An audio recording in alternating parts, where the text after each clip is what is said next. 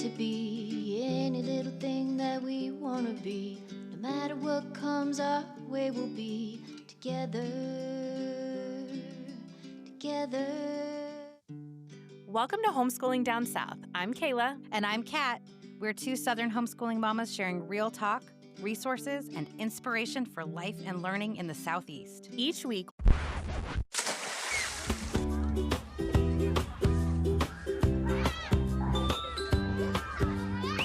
it's summer, y'all, and we're breaking the rules and shaking things up a little bit. That's right. We're right here in your feed each week, but our summer season has a different flavor. So whether you're listening on summer vacation or chilling by the pool, we are sharing homeschooling conversations to refresh and inspire. Pull up a chair and join us as we keep celebrating the joy, freedom, and community of homeschooling down south, summer style. Welcome back, y'all. Today, we are going to share our experience at the Great Homeschool Convention in Greenville, South Carolina. This was my second year going. It was Kat's first year. So we just wanted to share our experience with you guys. And we know they have lots of locations and there are some differences in speakers at each location. So just a reminder, we are talking specifically about our experience at the convention in Greenville, South Carolina this March. Yeah, Greenville is a pretty accessible location, Yeah. depending on where you are in the Southeast, but it's right on the I-85 corridor. And so if you are in North Carolina or Georgia, you have a pretty easy access point into South Carolina. And Greenville's a fun town. It really was. I did not get to experience any of Greenville when I was there for the first time. So this was quite a treat to have some time out on the town. Yeah, and I'm a little biased because we lived in the upstate for a very short period of time, and it felt like that was our hub, was Greenville. So it was fun to go back. It was my first time back since we moved, and Wow. I took you down some of my my memory lanes. And they all had to do with you being pregnant Or having a baby, or having a baby. Yep. because that's pretty much all I did.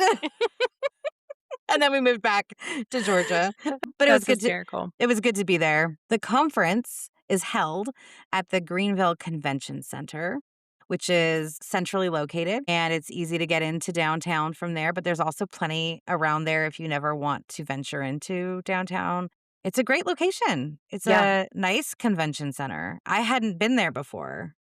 Well, and we found this cute little shopping strip kind of right behind it that had both a coffee shop and White Duck Taco. White Duck And Taco. so we were set. We had our dinner and our coffee for in the morning. It was great. Yeah. What was that coffee shop called? It was precious. It was Cohesive Coffee, and they were the cutest little coffee shop. And we discovered that a church met there as well, which was really neat. Yeah, it was a great little spot to start. I think we started both our days there, right? We sure did. Yeah. And we stayed in a hotel that was kind of near where the Top Golf is. Yeah. If you're familiar with the Greenville area, it wasn't a bad drive, like Mm-mm. 10-ish minutes, give or take, Yeah. depending on traffic. But the conference center is lovely. It's very large. Yeah, it's a really, really big space, and they have breakout sessions on the lower floor and on the main floor. So you kind of have sessions a little bit everywhere. You can just buy it. I say buy, it's free. You can register for a shopping pass for Thursday night. I think it's 5 to 7 or 5 to 8 that the expo hall's open. So if you don't want to do the workshops, you can just buy the shopping pass, come on Thursday. And again, I say buy, it's free, but you do have to register. You can get your shopping pass for Thursday, or you can buy your conference pass for Friday and Saturday. And then you have access to the exhibit hall and all of the workshops. Yeah. And it looks like you can also buy a shopping pass for Friday and Saturday, but that one does cost money, roughly $20 to register for that to be there as the workshops are also going on. Right. Now, another thing you can do is if you were to do something like just buy the shopping pass and you were interested in maybe one or two of the sessions, but it didn't feel worth it to buy the whole registration, is you can purchase recordings of single workshop sessions. And that's pretty cool. That's unique to this conference, I feel like. A few years ago, when you went, I actually had asked you to buy a couple workshop sessions, the audio for me, which was great because then I could just look through the schedule and pick and choose because I just was unable to travel at that time. So that's kind of unique to this conference. And I like that. I like that you can select one session that feels important to you to hear and just purchase that. But then if you are purchasing many, that does kind of start to stack up because each one costs money. Right. Well, and I will say there is a military discount. If you are a military family, you can get that. You do have to go pick up and show your ID when you pick up your tickets because the way they have it, when you walk up to registration, it's sectioned out by your last name. And so when they pull it, like my little envelope had a star on it and it said military. So then I had to show my ID. So definitely make sure you reach out. I just every year reach out via email and ask for the military code and they give it to me and then I show my ID when I get there. So that is definitely something to keep in mind. Yeah. And this is one of the conferences that does offer a family Mhm. registration, and families are allowed to bring kids, grandma, whoever's involved in homeschooling. And they do have a kids program Yeah. that you can register for, and your kids can go attend that while you are attending sessions. Neither of us Yeah. have used that program. Mm-mm. We have always left the kiddos at home. Yes. That's how we Mom's like to weekend. conference. Yeah. And been just kind of fully immersed in our own conferencing Yeah. experience. But that option is there for families as well. They usually also have some kind of special event on Friday night at each location. You do have to get a separate ticket for that. I have never gone because I'm dead tired Yeah. by the Yeah. time Friday afternoon rolls around. But that is an option. So definitely, if you're planning to go, check out what that special event is. It's going to vary from location to location. And yeah, maybe if that's something that interests you, grab a ticket. Yeah. Was it a comedy show? Hmm. At Greenville, yeah, Yeah. where the one we went to, there was, and it's like, a family event. It's Yeah. family friendly. We definitely are ready for like a change of clothes, and we're tired, Hmm. and we also both really enjoy we travel really well together because we both really enjoy going out and finding like a fun new restaurant Yeah. when we're somewhere different that we don't live. We went out on Friday night. Thursday night is when we had white duck taco. And then Hmm. Friday night, we went out to a new place right in downtown, So fun. right by Falls Park on the Reedy, which is a really cool spot in Greenville. If you go to Greenville, even if it's not for this conference, you got to go downtown to Yeah. Falls Park on the Reedy because it's epic. It's just Yeah. epic. It, like, blows my mind that that is in the middle of a downtown of a city, and they've Yeah. got a great culinary scene, and we went and got Jenny's ice cream because that's how homeschooling Obviously. down south rolls. Not sponsored, but Jenny's, call us.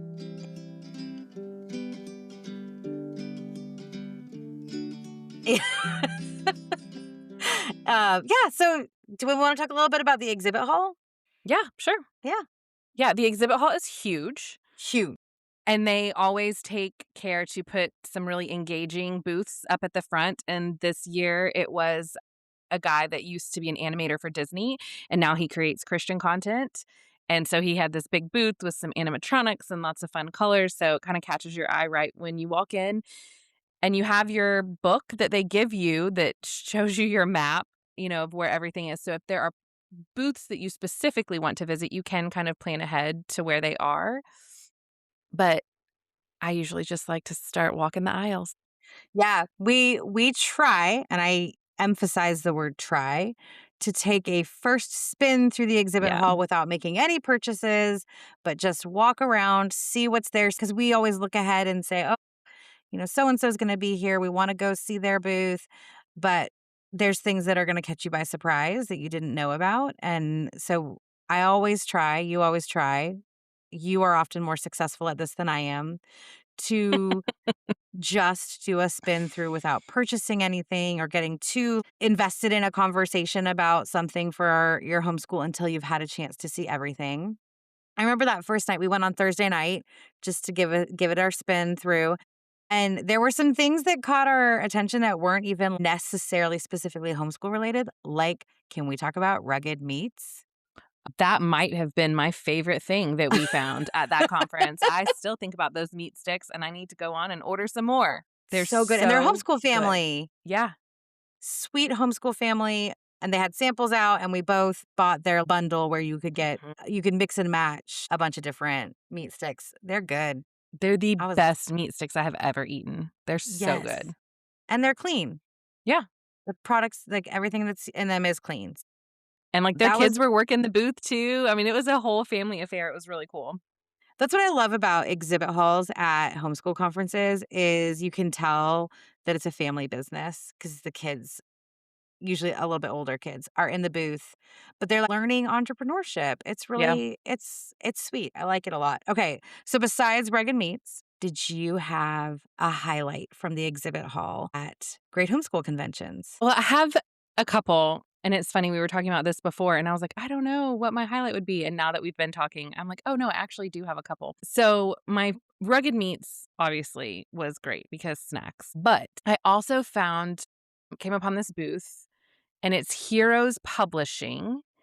It's Heroes Path Publishing, and the first book is Pheebee, and it's Feebee, and the Heroes Path.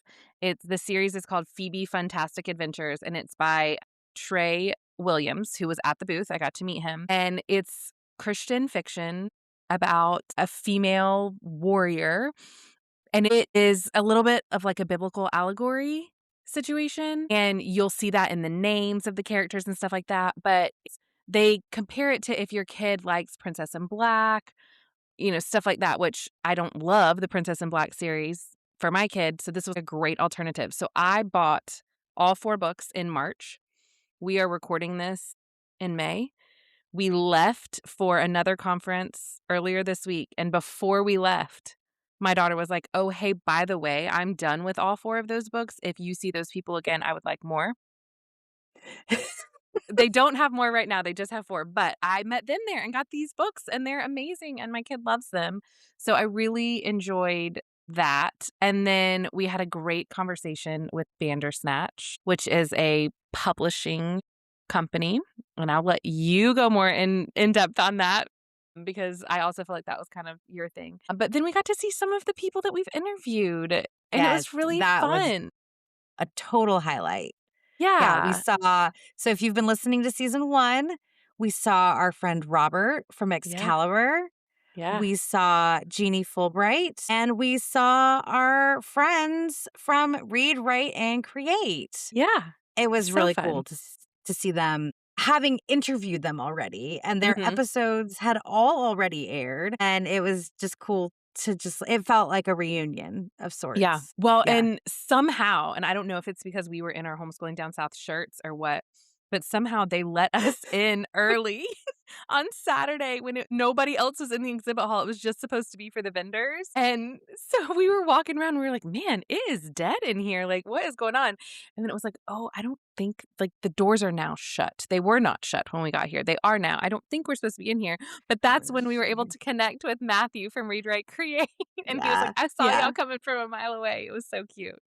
Well, yeah, it was easy to see us because there was nobody else in here. Right. And what if you don't know us personally, what you need to know is that we don't wanna break the rules. I mean, Yeah. we obviously wanna break the rules a little bit because 'cause we're homeschoolers, but we want we want We don't to want to be get in trouble. respectful. We don't wanna get in trouble. Yeah. We don't wanna get in trouble. Yeah. And so we were trying to be very low key about the fact that we were in the space beforehand, but it did lend to being able to have a great conversation with Matthew. Yeah. It's a big, overwhelming exhibit hall.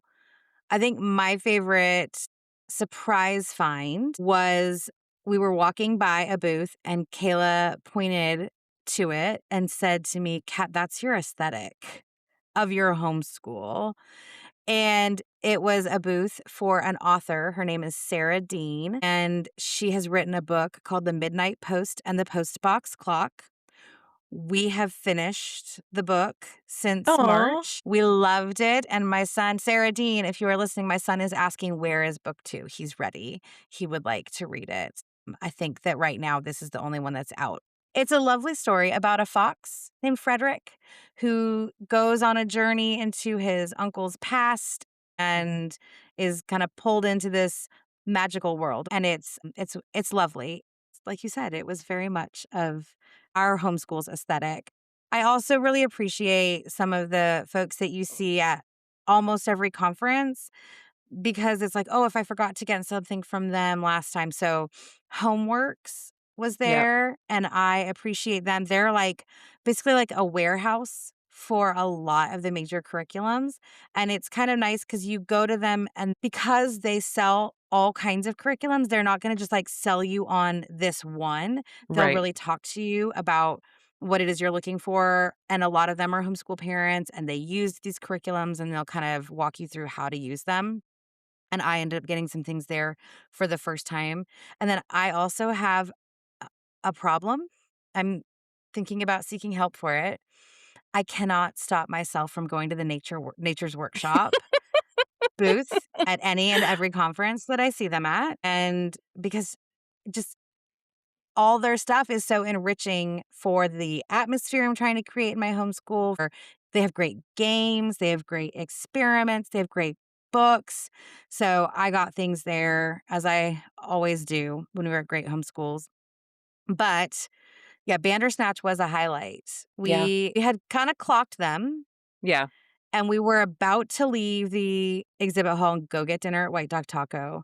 And I got stopped in my tracks by the illustrations in a poetry book. And from there, we were sucked in. And you had a really wonderful conversation with them about their publishing company while I shopped till I dropped. I am now in love with them. I have several of their books, both for children and adults. And you will get to hear a lot more about Bandersnatch publishing and the books that they have on an upcoming season 2 episode, because while I was shopping, Kayla was finding out what a great fit they would be for the podcast. So stay But tuned. twist, I too can't wait to hear that conversation because I was very ill the day of our interview. I woke up in the morning and we kind of have a rule like if it's less than 24 hours, it's going to be, and one of us has to back out, the other one's going to have to fly solo. And so Kat had to fly solo for that interview. So I too am so interested to hear the episode because, yeah, they were just so fun to talk to. They had a great energy, just really, really cool stuff. So, yeah, definitely Yeah. all of us just stay tuned because it's going to be good, I'm Yeah. sure. And I don't wanna spoil any of it. I don't wanna give any of Yeah. that interview away. So I'm not gonna talk about the Yeah. books that we found in their exhibit booth, but this might be a great segue to talking about some of the workshops, because I went to one of Bandersnatch Publishing's workshops, and it Yeah. was one of my 2 workshop highlights. Okay.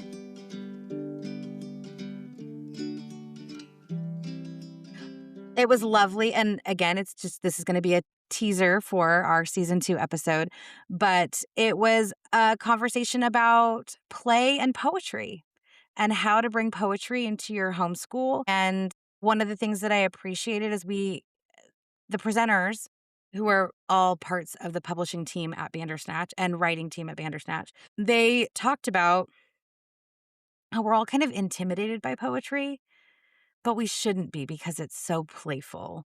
Yeah. And they really inspired me to get over whatever things I have in my head about not being good at poetry or not understanding poetry, and just let loose and enjoy it Yeah. more. And so I was really, really grateful for that conversation.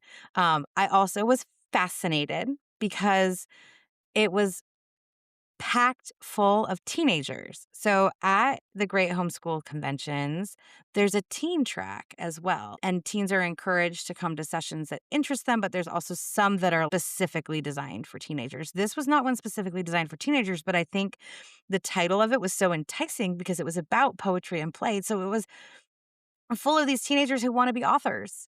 Yeah. And it was really cool to see them asking their passionate writing questions. And the workshop even kind of had to like take a turn and sort of have this like, if you are a homeschool parent and you want to have this conversation, come over here. And if you are a teen and you want to play with poetry, come on up. Let's do some poetry play, because they just were so excited and passionate. And I thought it was really cool the way that the team from Bandersnatch Publishing just really adapted in the Yeah. moment to accommodate these teens and meet them where they were and learn about poetry with them. It was really fun. So that was That's cool. one of my highlights. What is one of your workshop highlights? So I didn't go to a ton of the workshops this time because we're a little further on in our homeschool journey. So I don't necessarily need to go to a class on, what curriculum to choose or what style I am. So I went more to sessions with like people that I wanted to hear speak. And Joel Salatin was at this event. and I knew I wanted to hear him speak. And so he did one on homesteading. And he gave a lot of really practical advice on homesteading and self sufficiency. And it was just really cool to sit and listen to him speak. But I think my favorite moment, and this is not like directly necessarily related to a workshop, but we had met Rebecca Lovell, who is our neighbor here in Northwest Georgia, at her booth. And I had said to her, I'm excited to come to your session on raising boys because I have one that is all boy. And I shared with her that 2025 was the first time in my son's life that we went a full 365 with no ER visits. Woo! Yeah, I That was is a so win.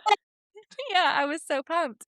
And he, for reference, he was born in 2019. So that gives you an idea of what our life has looked like. And so we're sitting in the main hall, the hall where the big names speak. So it's huge. There's tons of people. And she starts talking about how raising boys is so much of an experience. It can be wild. And she said, in fact, I met a mom yesterday who shared that she celebrated her first 365 with no ER visits. And she said, "Is that mom in here?" And so I just raised my hands up and everybody started cheering. And it was just, we love celebrating the wins. And it was really cool to have an Yes, we do. entire room of people celebrating with me. So that was probably my workshop win. I'll say it that way. Yeah. When you came out of that session and told me that, I was like, well, that's the most on brand homeschooling Yes. down south experience at a conference to have a whole room celebrating a win because we are all about that. Yeah, that was a cool moment to hear about. So sweet. And it's out there on a recording somewhere, a whole Yeah. room of people cheering for you. Yeah. So cool. Yeah. I had another workshop highlight. It's very nerdy. I'm here for it. And I'm so excited to talk about it. So it was two gentlemen who are well known in the homeschool world to many, but just in case you don't know them, Martin Cawthron, he is the editor of Memoria Press's Classical Mm, Teacher magazine, and then Andrew Pudawa, who is the director of the Institute for Excellence in Writing. The two of them have been friends for a long time. They were friends as they were homeschooling their children alongside each other. And the story that they told is that Andrew Pudawa reached out to Martin Cawthron and said, like, will you be sort of like my literary guide or a mentor? I'm realizing I don't know about the great literature out there. And so they've been reading friends as well, literature and like, coaching each other and giving each other book references off and on for something like 20 years. And now their children are grown. They have grandchildren who they're both involved in helping homeschool, but mostly it sounds like reading too. And they just sat together on the stage and talked about their favorite books that they read throughout their children's childhood and that they're still enjoying as they read them to their grandchildren. I Just love it. they went back and forth, and sometimes they challenged each other, like, "Why would you throw that book in here?" And they just had this relationship and dynamic that was really fun to watch them do that. Yeah. Or sometimes they'd be like, "Oh, yeah, when I saw you put that on here, I was like, thank goodness, because I was gonna put that on there if you didn't." Like, they had a really fun banter. There was no presentation. It was just they talked for 2 to 5 minutes about each book and why it should be a part of your homeschool/children's childhood, and it was really a fun session. I think because when you're going to these conferences and conventions, you can start to get a little bit in a rut. Every workshop has kind of like the same sort of rhythm and flow, and you get a little bit, I'm kind of checking out. And I think the reason that these two were highlights for me, the one from Bandersnatch and then the one with these guys, was that it was not that same kind of formulaic Yeah. feeling, but, Something like, different. with them, it just yeah, and it just was so authentic because 'cause they're friends, and they've earned the right to be pretty casual in the way that Yeah. they presented to us. Their credibility is established, they're not trying to convince us that we need to listen to their authority. They're like, "You either think I'm worth listening to or you don't, and I don't care." They would sit there and have that conversation with whether the rest of us were in the room or not, and that's what it felt like. It felt like we were in their living room watching them just authentically interact as two people who love children's literature, and it was great. It was Yeah. so fun. Yeah, it That's was a cool. highlight for me for sure. When we determined that Andrew Pudawa was the mayor, of the conference? Yes, He was there's a everywhere. mayor of every conference. Yeah. We've decided. There's someone who they're all over the schedule, they're all over the exhibit hall, and It was Andrew at Cuomo. least at the Greenville, yes. Although if there was a second mayor, I would have to say it would be Nick Freitas Oh, yeah. and First Lady Tina Freitas. Yeah. We went together to a session that Tina did that was Yeah. fantastic. Very good. It wasn't really about homeschooling. It was more about Yeah. parenting and Yeah. mothering, but it was wonderful. But Nick was recording videos Yeah. for people. I don't know what he was doing for everybody. I just know what he was doing for women who were there without their husbands, Yeah, and which was us. we will share this week on socials the videos that he recorded for our husbands, but or at least I will share mine, Kat. If you want to share yours too, we can share yours too. Sure. Um, but he was so personable and I mean, just so down to earth, so cool to talk to. I went to his session.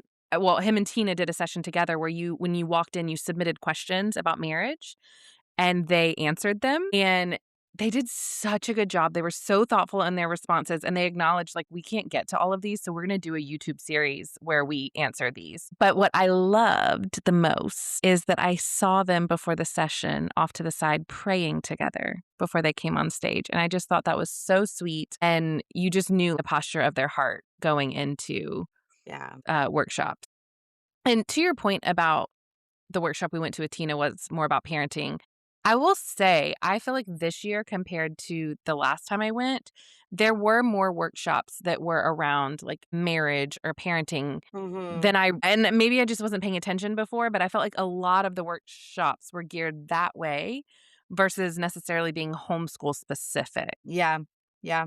But it's nice to hear from someone who homeschools or Yeah. homeschooled on those topics because I Yeah. think there are some unique challenges or some unique opportunities, depending on the day, Yeah. to thinking about your parenting style as a homeschool parent or thinking about how to cultivate and prioritize your marriage as a homeschool family. There's things that are just different.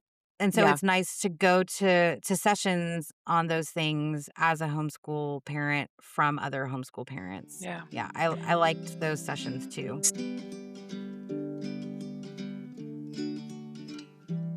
So, with it being your first year, I'm curious, how did it stand up to your expectations of what it was going to be? And what advice would you give to someone who's attending it for the first time? For me, having been to a very similar expo convention in terms of its structure and design, but smaller. The biggest thing for me was sort of being overwhelmed by the size. Yeah. The parking lot alone was enough to give me a little bit of anxiety because there were people like parked in places that were not parking spots. Right. And like that always makes me feel like what am I walking into? Like how packed is it in here? And the exhibit hall is very large. But I will say it's a really great facility. I didn't ever feel crowded, even in the very large exhibit hall, in the sessions. I don't think I went to any session where there wasn't enough seating. I was shocked that there was never a long line for the bathrooms. Even though it's a large convention and there's a lot of people attending it and there's a lot of options, it doesn't feel as overwhelming as I was prepared for it to feel just one, looking at it online and hearing about your experience, but two, like walking up to it. I was really braced for feeling overwhelmed, and I didn't feel as overwhelmed as I thought I would. I think my advice to anyone who is looking at one of the great homeschool conventions, and they're not just in the Southeast, there are a Right. couple that are in the Southeast. There's Texas, Missouri. Missouri, and Ohio are kind of like Southeast. I mean, Yeah. Ohio's not Southeast, but it's not hard to get to from some Southeastern states. And then there's Yeah. California, which is Right. obviously not in the Southeast. And so I don't know what those venues are like, but my advice going in would be to really take some time ahead of time to focus in on what you're interested in, both in the exhibit hall and in the workshops, and have a plan, but don't be so locked into it that you don't allow yourself to catch something that was outside of the scope of what you were imagining you were going into the weekend for. For example, I didn't know what Bandersnatch was when I was looking at the exhibit hall or the workshops, and I did not have their workshop on my plan. But after meeting them and going to their booth and seeing they have a workshop and seeing the title of it, I looked at Kayla and I said, I don't remember what I had been, because we always talk about like, what are you planning to go to? Because sometimes we need to divide and conquer. If we both are interested in a session, then one of us will go to it for the other one so that they can go to something else. And I don't remember how much I had to blow up our plan I don't to, think you but like, you did. have to not be afraid. But even if I did, like, you have to not be afraid to blow up your plan and be a little Yeah. bit spontaneous.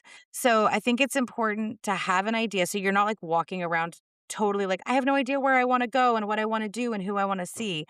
But also to be able to be like, "I'm gonna let myself be caught off guard and surprised by someone," especially when you look at the speakers and you have these really cool people that you know about. Like, I was so excited to see Joel Salatin, and I think that's what I might have actually swapped out to go to Bandersnatch. I was really excited to see Joel Salatin. We've read his books in our home and listened to a lot of his speeches online, and I did end up getting to go to a session of his. I think that I went to one that was less relevant to me just so that I could say I went and saw Joel Salatin, but I let myself go to that Bandersnatch. I let myself be surprised and not get so enamored with the big name Yeah. and go have this really sweet workshop experience. So I would say just don't feel so locked into your plan. Make a Yeah. plan, but let it be fluid. All Yeah. right, so this was your second year. You had taken a year break in between, right? You went in Yeah. 2024 and then again in Mhm. 2026. Yeah. What surprised you most about what was different or the same? Well, so like I touched on a little bit before, what surprised me most was the sessions. The workshops just felt so different this year. And I don't know if it's because they had some of folks there who are big in the homeschool space, but who don't necessarily have a homeschool platform. Mm, So I don't know if yeah, that was part of it. But also, I think conferences feel different in different seasons of our lives. And when I went to Great Homeschools in 2024, I was still searching for curriculum. That conference is where I found AOP and where I settled on LifePack. That conference yeah, is why I bought LifePack. Well, okay, we're 2 years in now. We love LifePack. We're set on it. I'm not going there looking for curriculum anymore. And I think this time for me, I was going more as a podcaster, as a business person than I was as a homeschool mom. And so I was seeing everything through a little bit of a different lens. But, yeah, I mean, I think that is I think every conference is going to feel different every year. I've my daughter will be in 4th grade this fall, so next year, I'll be going to conferences looking for info on middle schoolers, which is something yeah, I've never gone to any of the teen things or the workshops about transcripts or anything. I've never done that because it's not my season. So I think it also depends on your season, how it's gonna look to you, and so it looked a little different for me this year because I wasn't looking for curriculum. I kinda knew our rhythm and our schedule and stuff like that, so I think that was surprising to me was just how different it did feel for me. But I also enjoyed attending the second time. There's this wonderful feeling of attending the first time and everything's brand new and whatever, but it's also kind of cool to visit it the second time where you do kind of know what to expect. I knew White Duck Tacos right yeah, there. That's where I'm going to get my food. I knew I'm going to bring a cooler with food because while they do have concessions in there, it's nothing I can eat. And I kind of already knew, like, the layout of the venue as well, so there's something to be said. I don't know that I would ever say that any conference is a one and done, yeah, unless you just absolutely did not enjoy it, it did not fit your vibe. I think that they all deserve and maybe, again, I took a year off in between, so maybe it's not a back-to-back thing, yeah, but, if you enjoyed it, if you got something out of it, visit it again just to see, how it fits into the season that you're in that time. yeah. It was kinda cool being alongside you as you were having this realization of, I'm not, like, needing the kind of support and guidance I needed the last time I was Yeah. here. I feel really confident and rooted and settled. And that was kind of fun to watch you almost have that realization in that space. It's kind of like we talk about when we take our kids back to the same place again, we can see Yep. their learning and growth. When you go back to the same homeschool conference again and again, you can see your own learning and growth and Yeah. confidence growing as a homeschool parent. And it is nice, I will say, it is nice to have a guide. So like if you're going to Great Homeschool Conventions and you have a friend who's gone before, go buddy up, Yep. have a Yeah. buddy because I probably was less overwhelmed because like you were saying, you had a lay of the land and like we weren't figuring it out together. You were like, here's what Yeah. we're gonna do. Like you knew the plan and I was sort of like, all right, let's go. You drive the bus. I'm along for the ride. Yeah. I love it.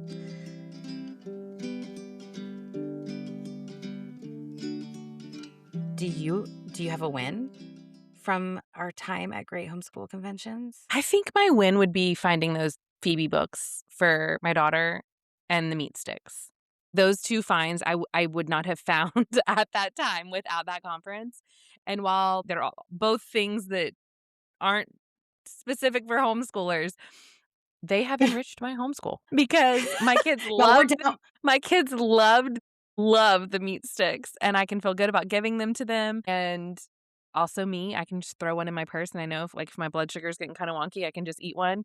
And then the books, I mean, my kid just devoured them, and that's a win in itself. Yeah, at the beginning of the episode, we kinda downplayed the meat sticks, but the meat sticks have been transformative just in our lives. They Mhm. are so good and so handy to put in a bag, and yeah, so we could probably both talk about the meat sticks, Yeah. rugged meats, all day long. W Well, outside of the meat sticks, do you have a win? Yeah, I think that one of my wins was as I just went to these very, like, bookish workshops, I found myself in this posture of gratitude to God for the way that He has directed my path and these affirmations as I was sitting there. I am still near to the beginning of the journey and have been trying to settle on a curriculum for first grade. And I got a lot of affirmations at this conference that I was on the right path. So I had sort of picked one. I'd actually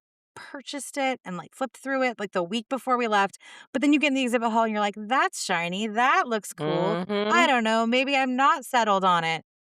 And I went over to Jeannie Fulbright's booth and I was talking to her good friend Sheila, who works the booth and has written some of the curriculum and who will also be on the podcast. Stay tuned.